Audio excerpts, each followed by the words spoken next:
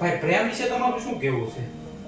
રાહુલભાઈ, પ્રેમ એક એવો અક્ષર છે કે પ્રેમ અત્યારે નામ સાંભળતાની સાથે જ તે આજે નવયુવાનો છે, નવયુવાનોને કોઈ પણ આ સમયમાં કોઈ પણ યુવાન હોય બરાબર છે, તેના મનમાં થનગનાટ ઉત્પન્ન થાય કે ભાઈ પ્રેમ.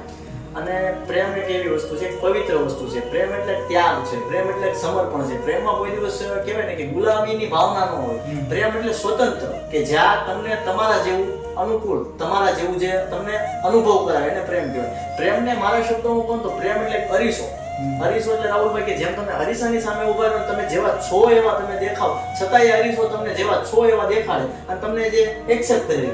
એટલે પ્રેમ છે ને એક અરીસા જેવો પ્રેમ છે. અને પ્રેમ, સાચો પ્રેમ એ છે કે જે તમને સમજે, સમજવાની સાથે તમને અમુક સમય હાલતને જોઈને તમને સપોર્ટ કરે, એને પ્રેમ કહેવાય. અને બીજું કે અત્યારની જનરેશન જે પ્રેમ કહે છે, અને હું તો ચોખ્ખું કહું છું રાહુલભાઈ કે મેચ્યોરિટી એટલે કે સમજણ વિના જે પ્રેમ થાય છે એ કોઈ પ્રેમ નથી. કારણ કે સમજણ પહેલાનો જે પ્રેમ હોય ને એ આગલા ભવિષ્ય માટે બહુ દુઃખદાયી હોય છે.